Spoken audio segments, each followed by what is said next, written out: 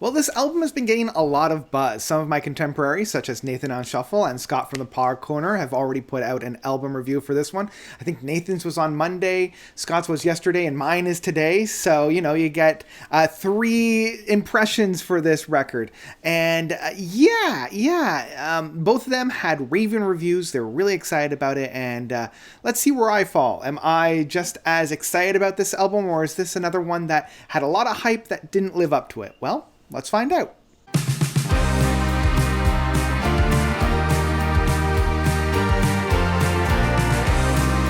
Wheels Within Wheels by Meer. So, Meer is a modern progressive rock band coming from Norway, where a lot of really great progressive rock bands are hailing from.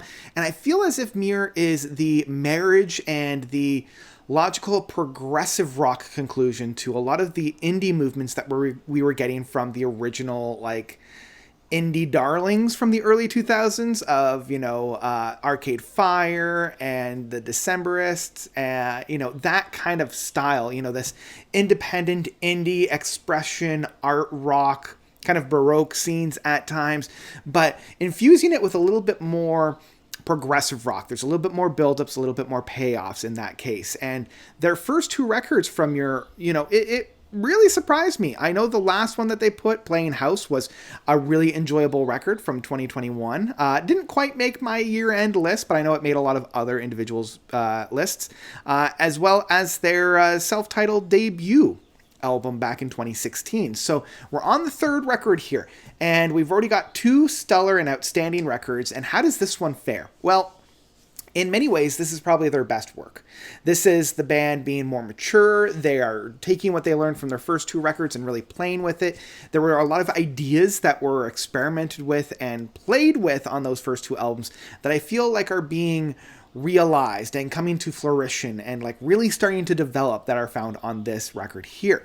For those of you that don't know, Meer is also one of those bands that have a lot of players in the roster here. There are 8 individuals, 2 main vocalists, the brother-sister duo of the Nesdell siblings. I'm not going to try to pronounce their first names. I'm so sorry. But in the fray, we also have, the usual characteristics. We have an individual playing electric and acoustic guitars, another one playing violin, another one playing a viola, another one with acoustic grand piano, keyboards, programming, another one with bass and percussion.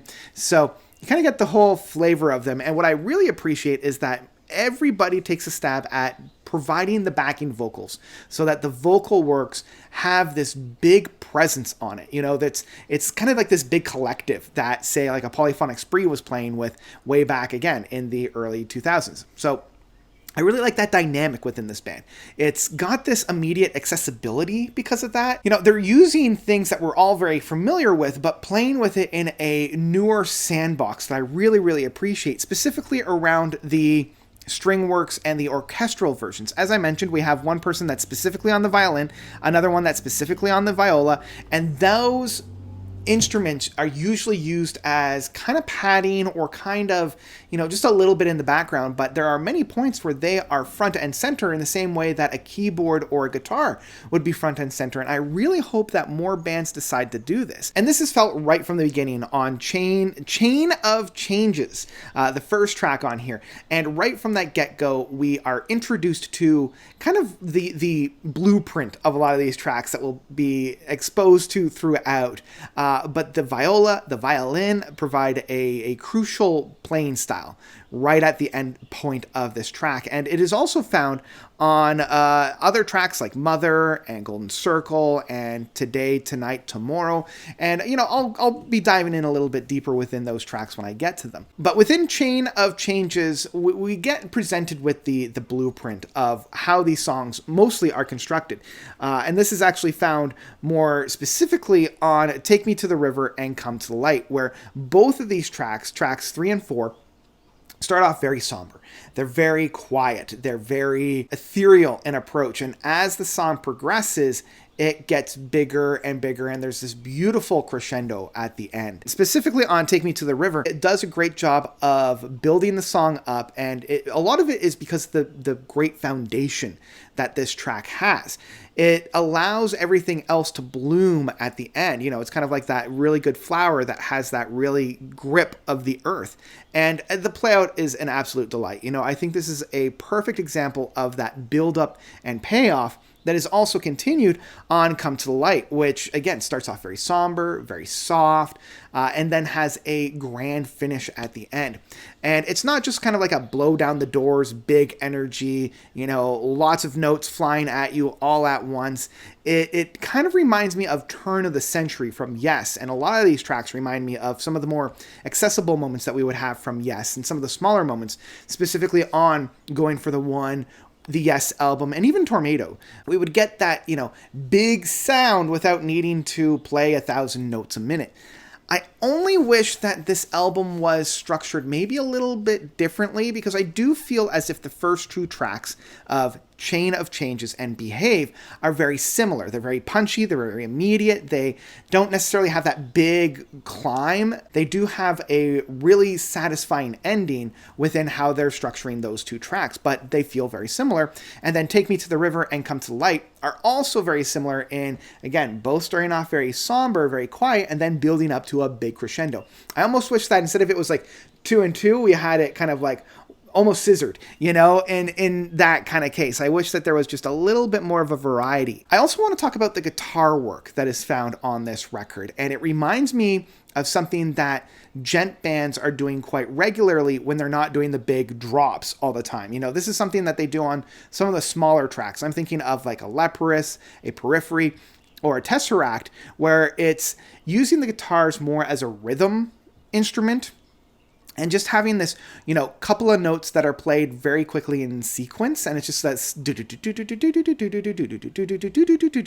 and it's providing both the rhythm, it's providing kind of the meat of the track, and this is definitely found on Golden Circle and To What End, the next two tracks. And again, we have these pairings of tracks where it's just kind of like the two tracks are trying two very, very similar things that I really kind of enjoy. I want to talk about some of the beat sequences and the rhythm sequences, specifically around Golden Circle. Golden Circle has that kind of bass work and drumming works that we heard from some of the somber tracks from Leprous. I'm thinking of like Aphelion or Melina. It has this more of a groove style. It's a little bit more somber. It's a little bit more haunting in that sense, but it doesn't quite have that oomph. That's where the comparisons end. Once we get into the actual chorus work and into the actual meat of the track of the Golden Circle, it's much more pleasant and a lot more poppy in its approach, and it's a lot more inviting into the track as well. I find a lot of Leprous music, as much as I love it,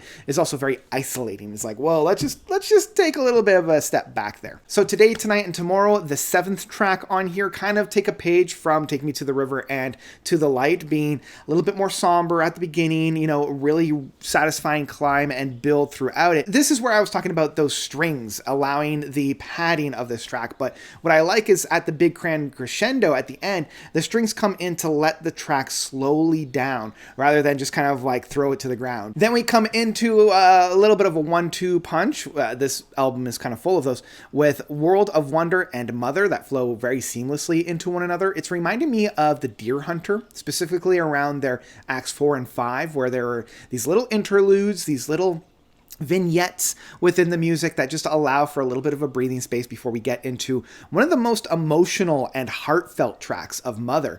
And it just wallops you. This might be my favorite track off of the album.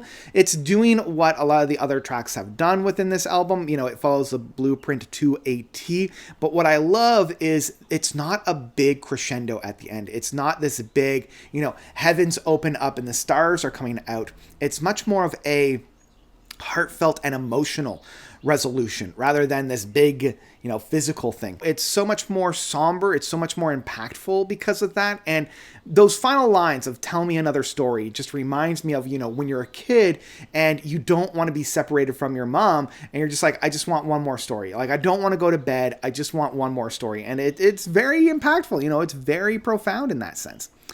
And then we get the final two 1-2 punches of this album. We have Something in the Water and This Is the End, the two closing tracks of this one. And I love that they're immediately punchy, they're immediately recognizable. I find myself, even after this album is done, singing, "There must be something in the water." You know, it's just, it stays with you. It has that stay power that I really enjoy within this style of music.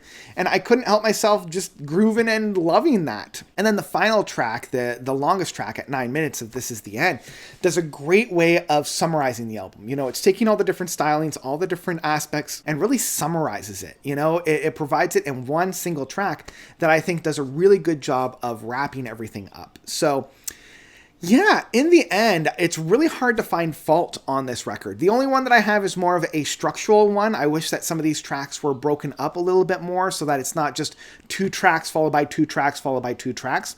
Normally with an album of this length, I might even recommend cutting a track here and there, but honestly, I can't think of a track that I would want to leave on the cutting floor of this album. You know, I want all these tracks to have the room and space to grow. If anything, this album might even be a little bit, I don't know, favorable of being a little bit longer, having a couple interlude tracks, you know, those little vignettes, kind of how World of Wonder had a little bit of an interlude. I almost wanted just a little bit more of those. And if you have those really heavy, punchier tracks followed up by a somber, smoother track followed by a punchier track, I think that would make the flow a little bit better. But the music that's found on the page is superb and some of the best progressive rock music that I've heard all year. This is the classic example of, you know, the first time I listened to it, those first 2 tracks, very punchy, very immediate, caught my attention, and I was immediately hooked. The next 2 tracks took a little bit longer to get into, and by that point, I started to tap out a little bit, and I lost some of the charm of some of those mid tracks, only to be brought back again with Something in the Water and This Is the End. And the more time I spent with this album, the more I got out of it. So it's kind of that classic example of the more you give to this album, the more you get back. And that is what I love about progressive rock. And that's why I love progressive rock as a whole. So yeah, it's for that reason that I will say Wheels Within Wheels by Meer is an album I absolutely love with my whole heart. Believe the praise, believe the hype of this one. This one gets the note seal of approval. I've been loving this record. It's very accessible. It's very immediate. I think anybody that loves this style of prog will immediately grab onto this record. This is another kind of run, don't walk. It comes out this Friday, or if it's not already out, so give it a listen.